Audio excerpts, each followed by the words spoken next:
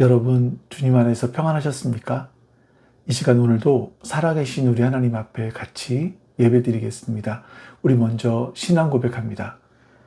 전능하사 천지를 만드신 하나님 아버지를 내가 믿사오며 그 외아들 우리 주 예수 그리스도를 믿사오니 이는 성령으로 잉태하사 동정녀 마리아에게 나시고 본디오 빌라도에게 고난을 받으사 십자가에 못 박혀 죽으시고 장사한 지 사흘 만에 죽은 자 가운데서 다시 살아나시며 하늘에 오르사 전능하신 하나님 우편에 앉아 계시다가 저리로서 산자와 죽은 자를 심판하러 오시리라.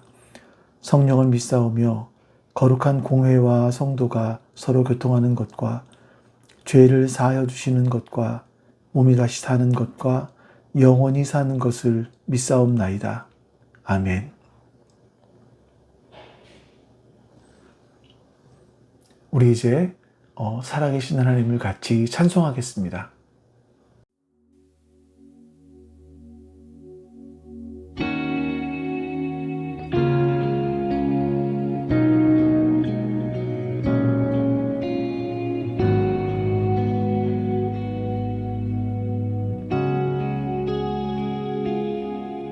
내가 가장 후회하지 않는 일, 예수를 따르는 일, 내 금을 버리고 내 사랑들 뒤로 하고 나를 부르신 주님과 동행하는 일, 나의 평생에 소원하는 일, 예수를 닮아가는 일, 굳은 마음 제하시고 사랑을 가르치신 나의 예수님을 사랑하는 일, 날 부르심에 감사, 날 놓지 않으심 감사, 하늘 보좌 버리고 날 사랑하심에 감사, 나의 모든 삶을, 남은 모든 인생을 예수님과 함께 걷겠습니다.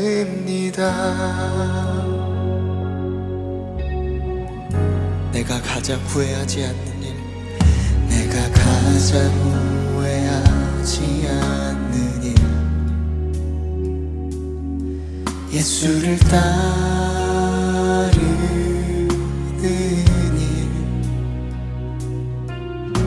내 금을 버리고 내 사랑들 뒤로 하고 나를 부르신 주님과 동행하는 일, 나의 평생에 소원하는 일, 예수를 닮아가는 일, 굳은 마음 제하시고 사랑을 가르치신 나의 예수님을 사랑하는 일, 날 부르심에 감사, 날 놓지 않으심 감사, 하늘 보좌 버리고 날 사랑하심에 감사, 나의 모든 삶을, 남은 모든 인생을 예수님과 함께 걷겠습니다. 날 부르심에 감사, 날 놓지 않으신 감사, 하늘 보좌 버리고 날 사랑하심에 감사, 나의 모든 삶을, 남은 모든 인생을 예수님과 함께 걷겠습니다.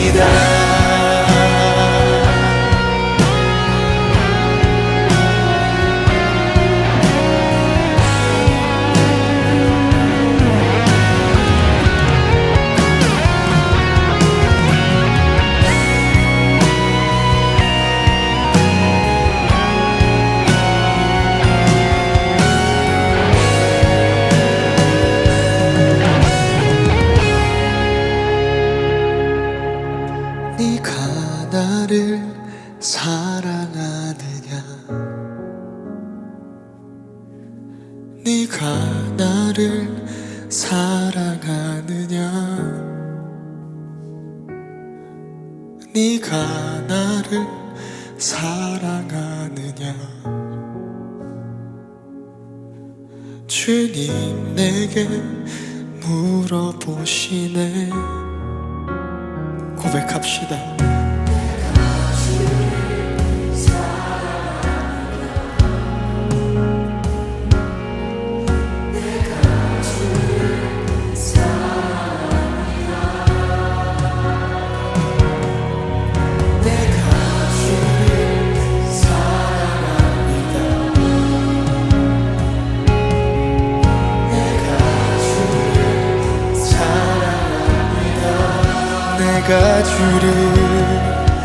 내가 주를 사랑합니다.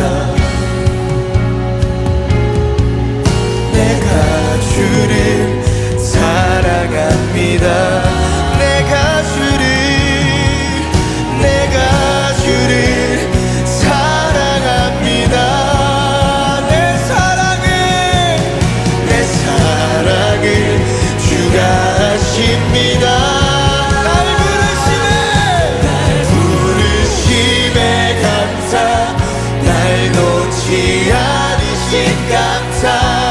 하늘 보좌 버리고 날 사랑하시네 감사. 나의 모든 삶은 남은 모든 인생은 예수님과 함께 걷겠습니다. 날 부르시네 감사. 날 놓지 않으신 감사. 보좌 버리고 날 사랑하시네 감사. 나의 모든 삶은 남은 모든 인생은 예수님과 함께 걷겠습니다. 나의 모든 삶을 남은 모든 인생을 예수님과 함께 걷겠습니다.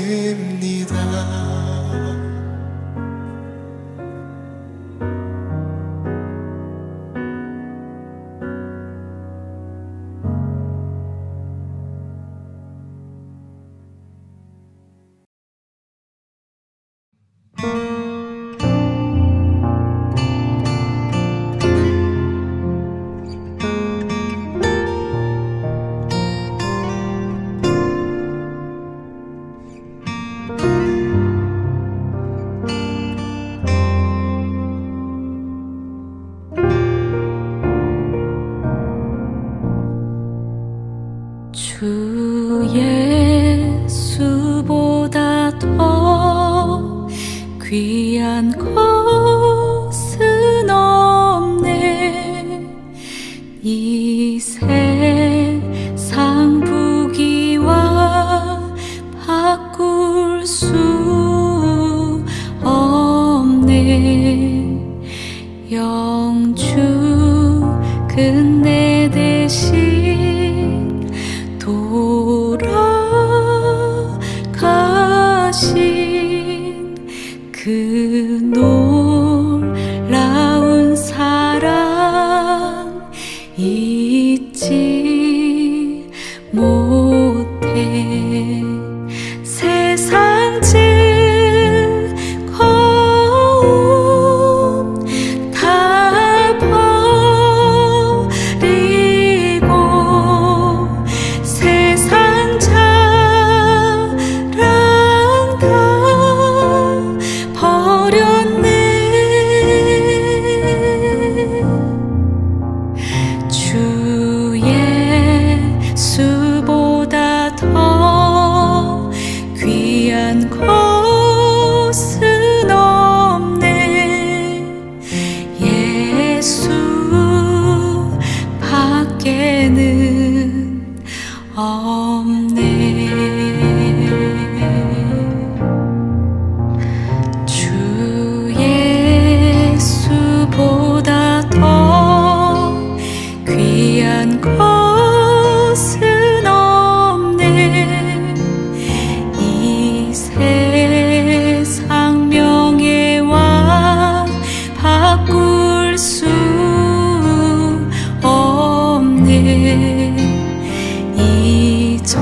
이전에 즐기던 세상 일도 주 섬기는 내 맘 뺏지 못해. 세상 즐거움 다 버리고 세상 자랑 다 버렸네. 주 예수보다 더 귀한 곳은 없네. 이 세상 행복과 바꿀 수 없네. 유혹과 핍박이 몰려와도 주 섬기는 내 맘 변치 않아. 세상 즐거움 다 버리고 세상 자랑 다 버렸네. 세상 즐거움 다 버리고 세상 자랑 다 버렸네. 주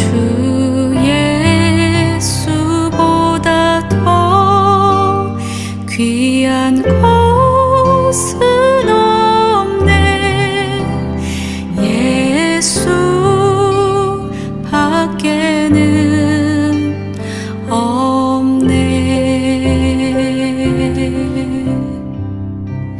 주 예수보다 더 귀한 곳은 없네. 예수 밖에는 없네.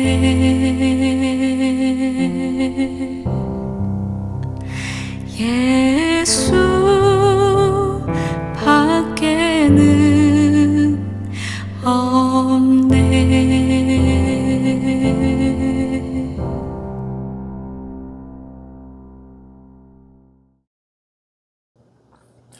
이제 오늘 예배를 위해서 우리 하나님 앞에 같이 기도하겠습니다. 옆에 기도 제목 참조하시면서 우리 기도합니다. 아버지여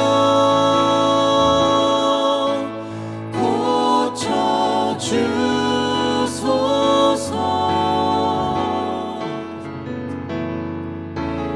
이 나라 주의 것 되게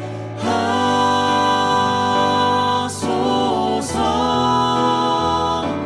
주 하나님 간절히 기도하오니 사랑 이 땅 새롭게 하소서.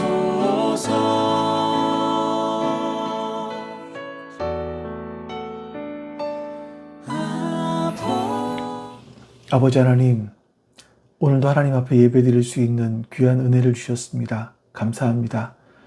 우리가 그 은혜를 마음에 새기고 이 시간 감사함으로 하나님 앞에 예배드릴 수 있도록 은혜 베풀어 주시옵소서.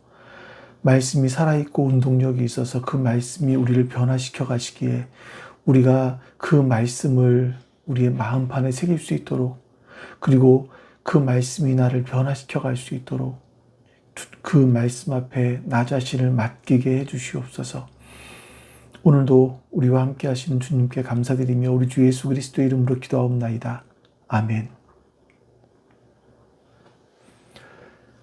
이제 우리가 같이 읽을 말씀은요, 누가복음 22장 31절에서 38절입니다. 누가복음 22장 31절에서 38절입니다. 시몬아 시몬아 보아라. 사탄이 밀처럼 너희를 체질하려고 너희를 소나귀에 넣기를 요구하였다. 그러나 나는 내 믿음이 꺾이지 않도록 너를 위하여 기도하였다. 내가 다시 돌아올 때에는 내 형제를 굳세게 하여라.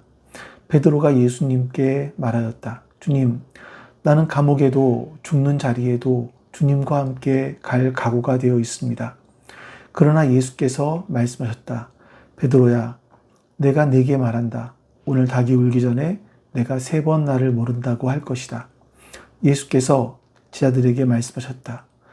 내가 너희를 돈 주머니와 자루와 신발이 없이 내보냈을 때에 너희에게 부족한 것이 있더냐? 그들이 대답하였다. 없었습니다. 예수께서 그들에게 말씀하셨다. 이제는 돈 주머니가 있는 사람은 그것을 챙겨라. 또 자루도 그렇게 하여라. 그리고 칼이 없는 사람은 옷을 팔아라. 옷을 팔아서 칼을 사라. 내가 너희에게 말한다.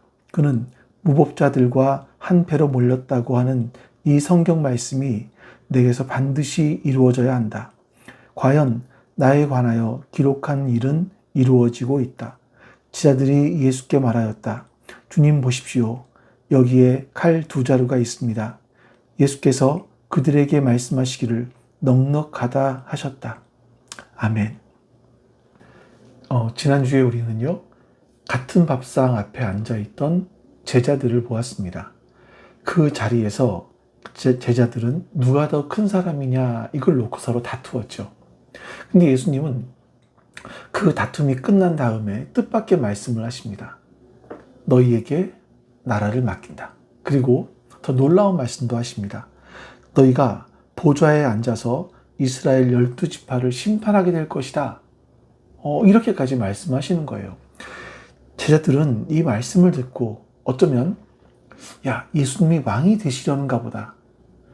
예수님이 왕이 되시면 우리도 이 나라를 다스리는 일에 한몫하게 되는 건가? 어떤 이런 마음이 들었을지도 모르겠습니다. 자, 그런데 그 약속이 끝나자마자 예수님께서 한 사람의 이름을 부르세요. 우리 한번 31절 말씀 보겠습니다. 시몬아 시몬아 보아라. 사탄이 밀처럼 너희를 체질하려고 너희를 소나기에 넣기를 요구하였다.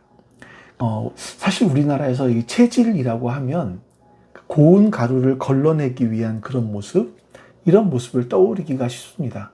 그런데 이 예수님 당시의 체질은요, 그렇게 얌전하게 흔드는 그런 것이 아니었었고, 곡식을 체에 담아서 아주 세게 흔들었습니다. 그 흔들고 던지고 해서 알곡과 쭉정이를 가려내는 일을 하게 되었던 거죠. 여러분, 이 부분을 한번 잘 기억해 보시기 바랍니다. 사탄이 너희를 소나기에 넣게 해달라고 요구하였다 이렇게 말씀하세요.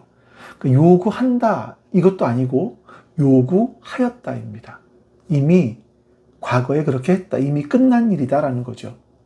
근데 베드로는요, 아직 아무 일도 겪지 않았습니다. 앞으로 자기에게 무슨 일이 닥칠지도 사실은 모르죠. 그런데 베드로는 이 말씀을 듣기도 전에 자기 이름이 불릴 줄도 모르던 그때에 이미 사탄으로부터 그런 요구가 올라와 있었다라는 겁니다. 사탄이 먼저 다녀간 거예요. 여러분, 우리의 삶에도 그런 일들이 있지 않은가 싶습니다. 우리는 많은 경우에 일이 다 벌어진 다음에야 그 사실을 알게 됩니다. 병원에서 검사 결과를 듣는 날이 그렇겠죠. 그날 처음 들었지만 사실은요, 그 병은 몸 안에서 훨씬 전부터 잘하고 있었을 겁니다. 또 회사에서 나를 향해서 어떤 인사결정이 날 때에도 내가 그날 말을 듣긴 했지만 사실 그 전부터 회의가 있었을 겁니다. 결정나는 일이 있었겠죠. 그러니까 우리는요, 내 삶에 지금 무슨 일이 벌어지고 있는지도 모른 채 사실은 하루하루를 살아가고 있다. 이렇게 말씀드릴 수가 있을 겁니다. 그게 정확하겠죠. 자, 그런데 베드로는요, 이렇게 내 인생 속에서 앞으로 어떤 일이 일어날지도 모르는 그런 상황에서 이런 답변을 합니다. 예수님 말씀을 듣고 이렇게 대답을 하는 거죠. 33절. 베드로가 예수께 말하였다. 주님, 나는 감옥에도 죽는 자리에도 주님과 함께 갈 각오가 되어 있습니다. 여러분, 저는 이 말이 허풍이라고 생각하지는 않습니다. 베드로는 정말 그렇게 하려고 했을 거예요. 그는요, 자기 자신에게 있는 가장 큰 거를 내놓은 겁니다. 본문은 그거를 각오라고 얘기하죠. 각오. 감옥까지 가겠다. 죽는 자리까지 가겠다. 나는 이 정도의 각오가 있습니다. 이런 말을 하고 있는 겁니다. 사실 베드로의 각오는 대단했어요. 베드로는 그날 밤에 칼을 뽑았습니다. 실제로. 대제사장이 뜰 안까지 따라가기도 했었습니다. 다른 제자들은요, 그런 일까지 하지 못했습니다. 12 가운데 제일 예수님 가까이 간 사람이 바로 베드로라고 할 수 있습니다. 그러니 여러분, 이 베드로를 우리가 배신자로 몰아서 손가락질을 한다면 사실 우리가 설 자리가 없는 거예요. 베드로는 우리보다 열등한 사람이 아닙니다. 배신자가 아니에요. 배신자로 몰아갈 수 있는 사람은 아니죠. 오히려 우리보다 훨씬 더 예수님께 가까이 나아갔던 사람입니다. 그런데 그런 베드로도 무너졌습니다. 예수님은요, 베드로의 각오를 그러나로 받으세요. 내가 그럴 수 있겠느냐? 다그치는 것도 아니고, 그래, 잘해보자. 이렇게 격려하신 것도 아니에요. 34절. 그러나 예수께서 말씀하셨다. 베드로야, 내가 네게 말한다. 오늘 닭이 울기 전에 내가 3번 나를 모른다고 할 것이다. 베드로가 내놓은 것은요, 감옥, 그리고 죽음이었었습니다. 여기까지 할 수 있다라는 각오였었습니다. 그런데 예수님은 몇 시간 뒤의 일을 말씀하시는 거예요. 베드로의 각오는 대단했지만, 그러나 그 각오를 지킬 힘이 사실 베드로에게는 몇 시간도 안 되었다라는 그런 말씀인 거죠. 예수님께서 베드로에게 사탄이 밀처럼 너희를 체질하려고 너희를 소나기에 넣기를 요구했다, 이렇게 하시자 베드로가 나는 이 정도의 각오를 하고 있습니다 라고 답을 내놓았습니다.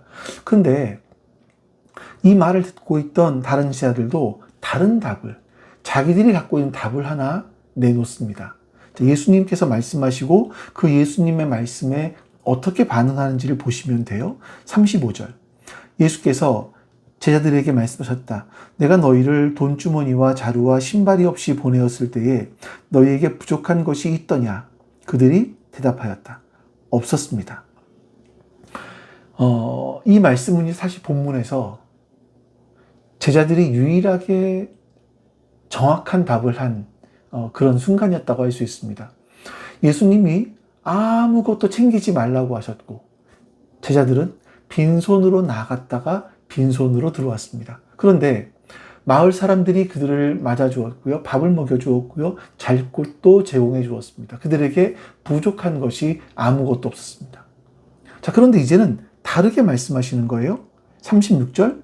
예수께서 그들에게 말씀하셨다. 이제는 돈주머니가 있는 사람은 그것을 챙겨라.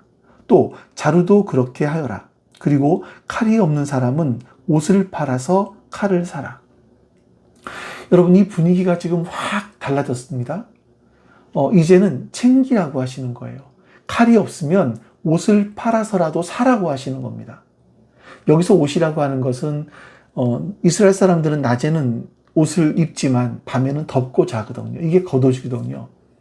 그러니까 이게 얼마나 중요했냐면 만약에 어떤 사람이 돈이 너무나 없어서 이 겉옷을 저당 잡히고 돈을 꾸러왔으면 율법에는요, 그거를 해지기 전에 돌려줘라 라고 말할 정도로 이스라엘 사람들에게는 굉장히 중요한 부분이었습니다. 이렇게 마지막까지 손대지 않은 물건인데 그것까지 팔라라고 하신 만큼 아주 상황이 급하다. 이렇게 말씀하시는 거죠. 사실 여러분 이 말씀에 대해서는 해석들이 여러 가지로 갈려요. 근데 분명한 것이 하나 있습니다. 몇 시간 뒤 군인들에게 예수님이 붙잡힐 때 예수님은 그 일을 칼로 해결하지 않으셨다는 겁니다. 이렇게 급박한 상황이지만 칼로 그 일을 해결하지 않으셨다는 거예요. 그런데 제자들이 이렇게 대답을 합니다. 36절 제자들이 예수께 말하였다. 주님 보십시오.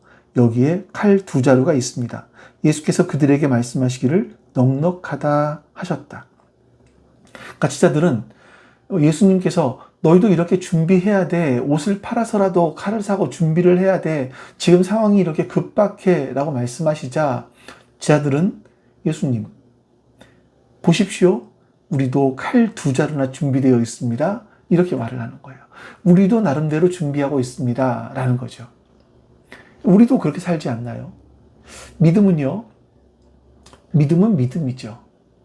준비는 준비라고 배웠습니다. 우리가 최악의 경우를 미리 그려놓아야 사실 우리는 마음이 놓입니다.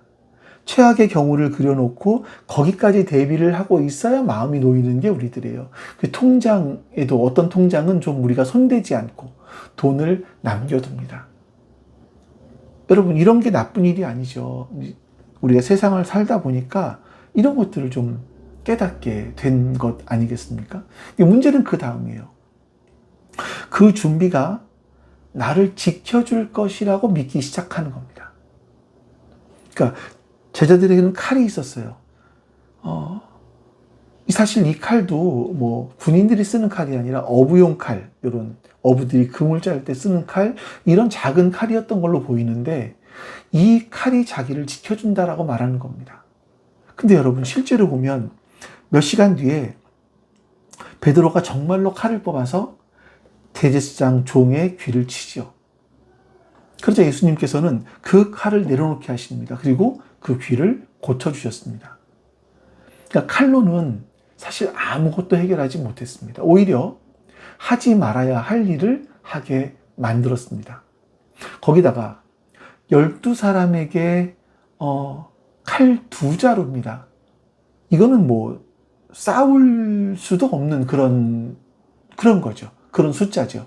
그런데 제자들은 아무것도 아닌 것을 가지고 자신의 마음의 안정을 찾으려고 했던 겁니다.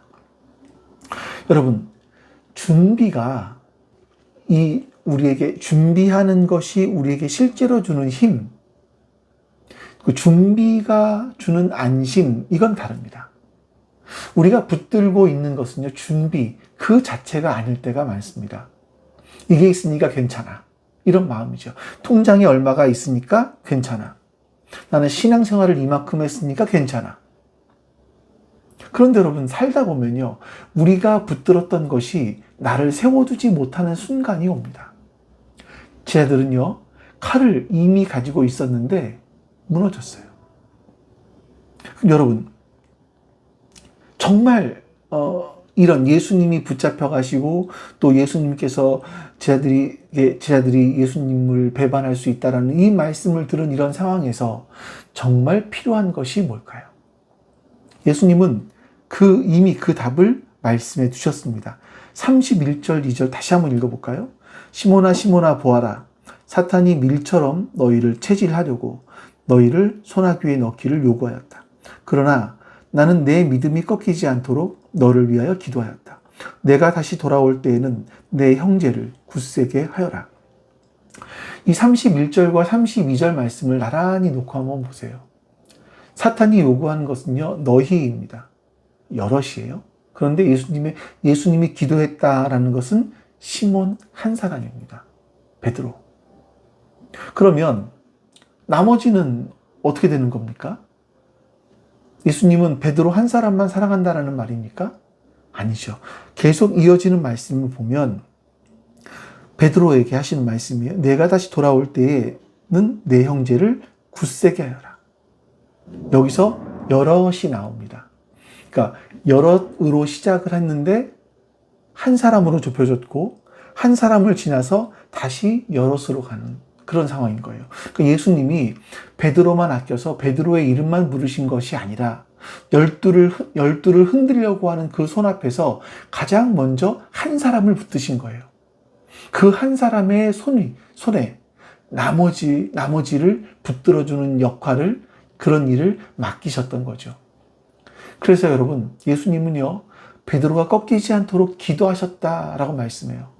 여기서 꺾이다 이 말은요, 꺾이지 않도록이라는 말은요, 원래 등불에서 쓰던 말입니다. 그러니까 기름이 다 떨어져서 불빛이 사그러지는 그런, 꺼져버릴 것 같은 그런 상황, 그걸 얘기하는 거예요. 근데 예수님이 구하신 것은요, 베드로가 흔들리지 않는 그런 상황이 아니었었습니다. 사탄이 체질을 해요. 그럼 흔들려요. 이 흔들림을 멈추어 달라는 그런 기도가 아니라 흔들려도 불빛이 사그러져서 아주 꺼지지 않게 해달라고 예수님은 기도를 하셨습니다. 그 다음 말씀이 사실은 더 분명해요. 그래서 내가 다시 돌아올 때에는 이렇게 말씀하시는데, 돌아온다라는 말을 하시려면 떠나는 일이 먼저 있어야 되죠. 자, 우리는 보통 넘어지면 나부터 탓을 합니다. 그때 내가 새벽 기도를 잘했어야 되는데, 그러니까 이런 일이 터진 거지. 내가 그때 믿음이 제대로였으면 그 자리에서 그렇게 안 했을 텐데. 다들 잘 견디는데 나만 이러는 걸 보면 결국 내가 문제인 거야. 우리는 사실 이런 것들을 겸손한 것처럼 생각을 하는 것 같아요. 그런데 여러분, 31절은요, 그 밤의 일이 왜 벌어졌는지를 다르게 말씀합니다. 사탄이 요구했다. 그 요구가 받아들여져서 벌어진 일이라는 겁니다. 욥기의 첫 장면과 되게 비슷하죠. 그러니까 여러분, 베드로가 겪은 일은요, 자기가 잘못해서 불러들인 사고가 아니라 허락된 시험이었다라는 거예요. 새벽 기도를 안 해서 믿음이 모자라서 생긴 일이 아니라는 겁니다. 여러분, 물론 우리가 잘못을 했을 때 돌아볼 필요가 있습니다. 잘못된 일이 생겼을 때 우리 자신을 분명히 돌아봐야 되죠. 근데 여러분, 그 넘어진 이유를 전부 나의 탓으로 돌리기 시작하면 이상한 일이 생기는 거예요. 넘어진 것도 내 책임이지만 그동안 잘 서 있었던 것도 내 힘이라고 주장할 수 있게 되는 겁니다. 그러니까 내 탓을 세는 그 셈이 내가 서 있었던 것까지 슬그머니 나의 공으로 만들어버리는 거예요. 그렇다고 여러분 다 넘어져도 상관없다? 이런 건 아닙니다. 예수님은 그 밤에 무슨 일이 일어날지를 아주 구체적으로 말씀하셨어요. 닭이 울기 전에 네가 3번 나를 부인할 것이다. 그런 일이 있을 테니까 내가 그 일은 봐줄게. 이렇게 말씀하신 것이 아니에요. 조금 뒤에 40절에서 예수님은 제 아들에게 이렇게 말씀하셨습니다. 너희가 유혹에 빠지지 않도록 기도해라.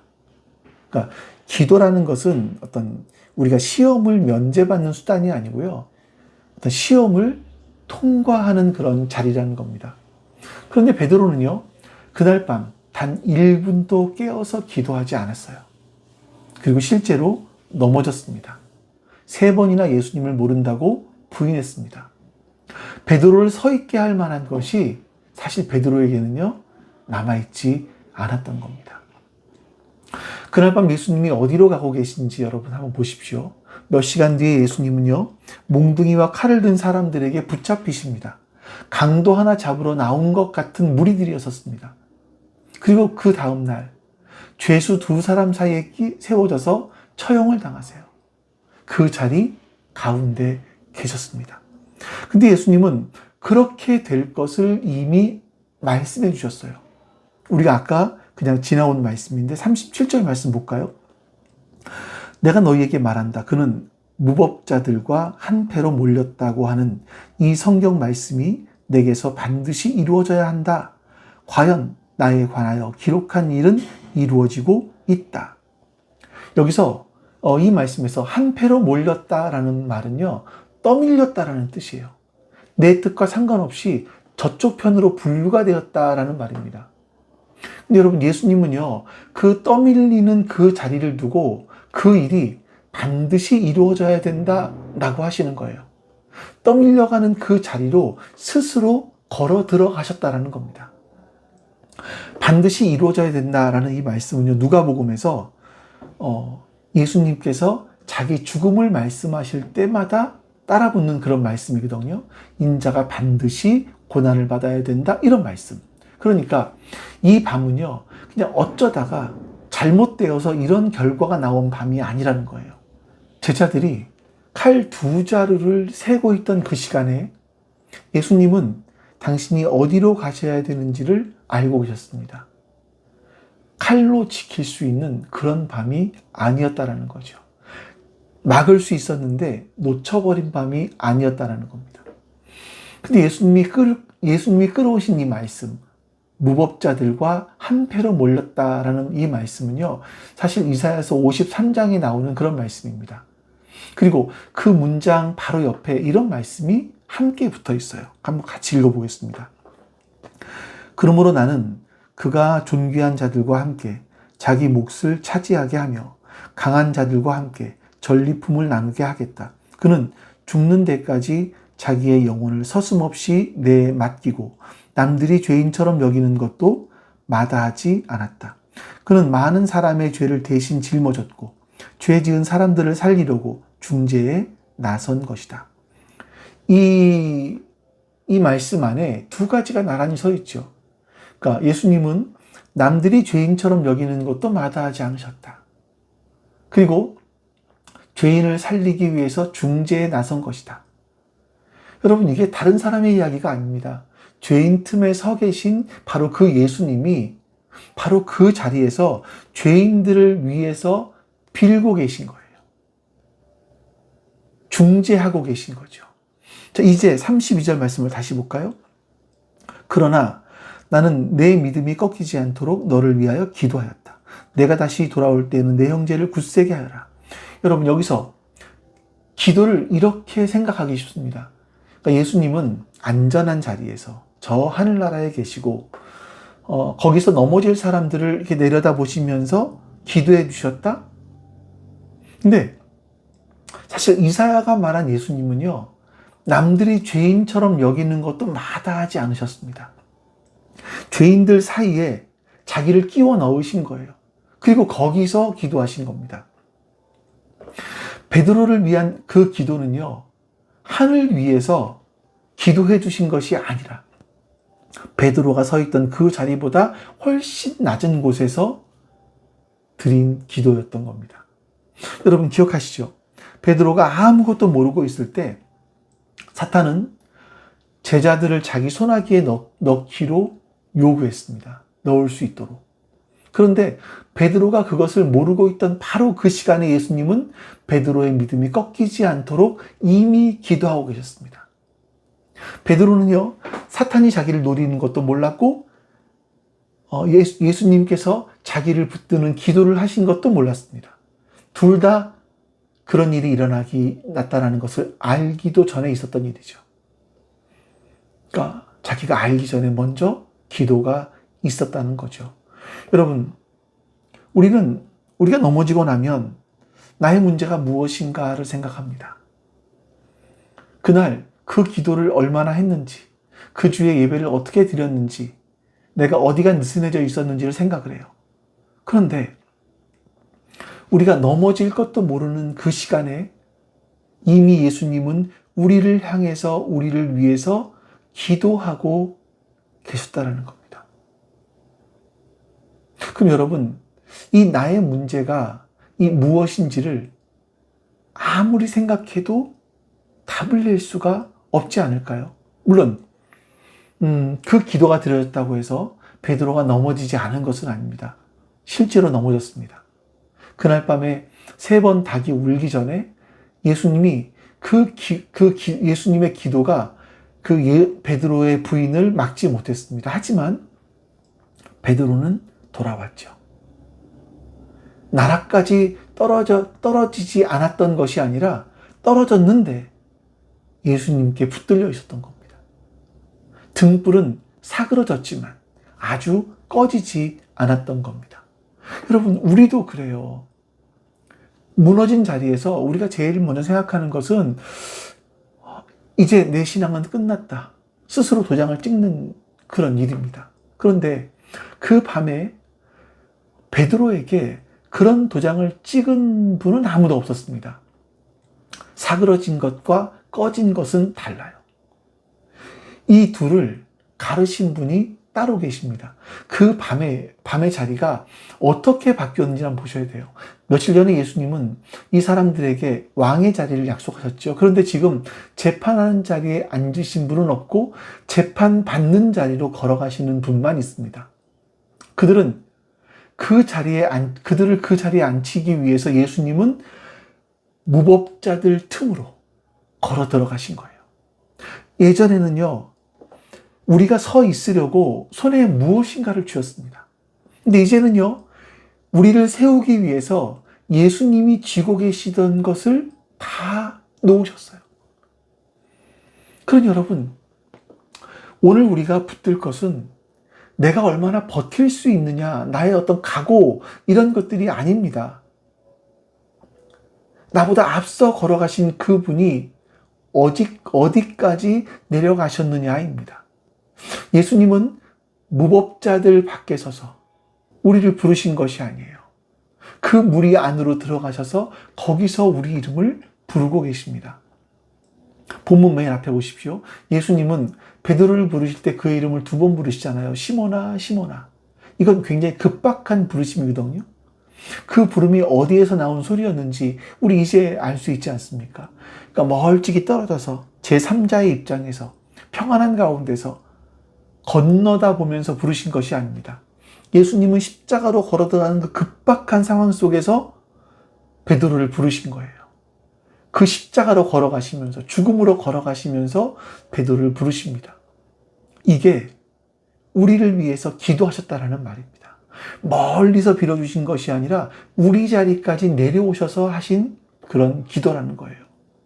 그럼 여러분, 그 기도가 베드로에게 어떻게 이루어졌습니까? 우리는 그날 밤에 무슨 일이 일어났는지를 압니다. 베드로는 기도하지 못했어요. 예수님이 잡혀가시는 그것을 멀찍이서 따라갔고 사람들 틈에 섞여 있었습니다.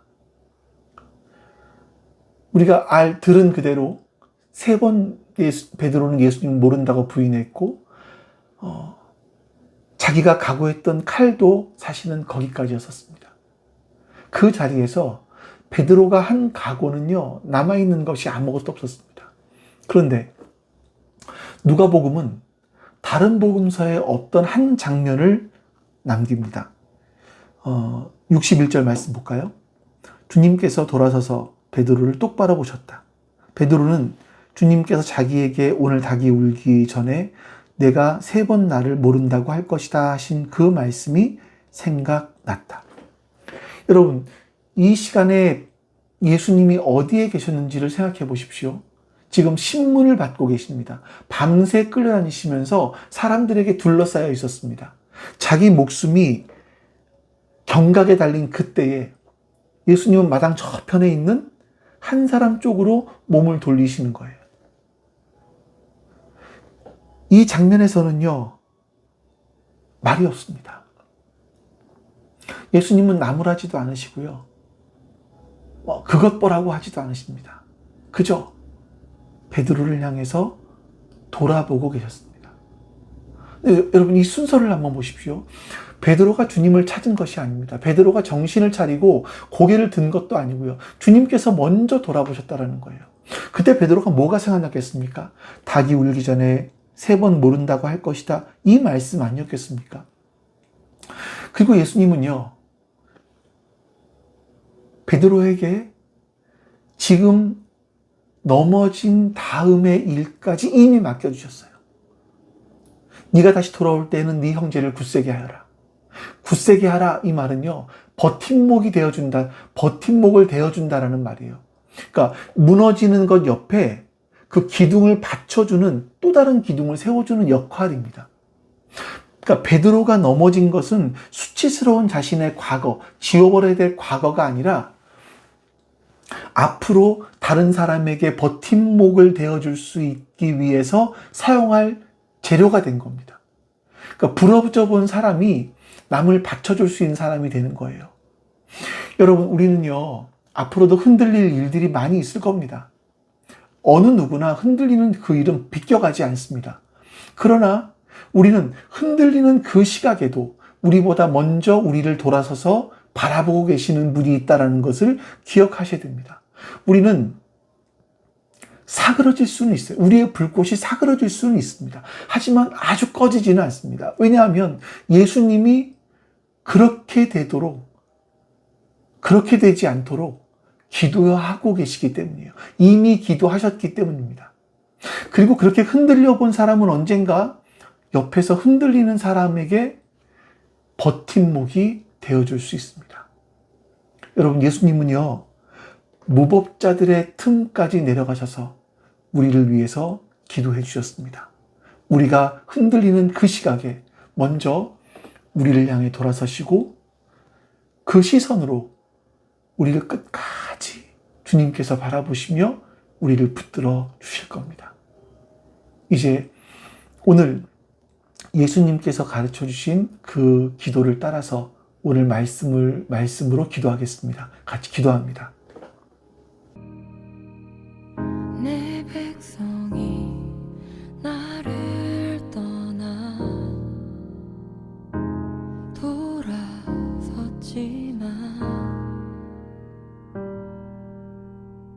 내 사랑이 내 백성을 포기 못하니 내 모든 것 내어주고 나 그들을 얻으리라. 여호와께 돌아가자. 우린 돌아서도 그는 변치 않네. 여호와께 돌아가자. 우린 넘어져도 그 사랑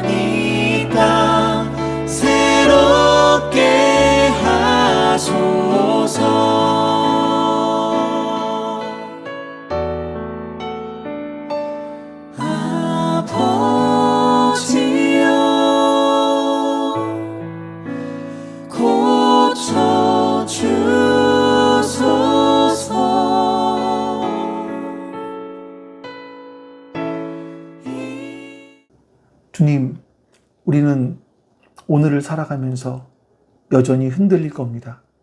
그 흔들리는 자리에서 벗어난 사람은 아무도 없을 겁니다. 그러나 우리가 흔들리고 있으면서도 우리를 위해서 이미 기도하신 그 예수님을 항상 기억하게 해 주시옵소서. 우리가 우리의 불빛이 사그러질 수는 있지만 완전히 꺼지지 않는다는 것을 기억하게 해 주시옵소서. 왜냐하면 예수님께서 우리가 그렇게 되도록 기도하셨기 때문입니다. 우리가 이 말씀을 붙들고 흔들림에서 일어서서 이제 오히려 옆에 있는 흔들리는 사람을 세워주는 그런 버팀목이 되어갈 수 있도록 주님, 우리를 사용하여 주시옵소서. 주님, 감사합니다. 오늘도 주께서 우리에게 합당한 은혜 허락하신 것에 감사드리며 예수 그리스도의 이름으로 기도하옵나이다. 아멘. 하늘에 계신 우리 아버지여, 이름이 거룩히 여김을 받으시오며 나라가 임하시오며 뜻이 하늘에서 이루어진 것 같이 땅에서도 이루어지이다.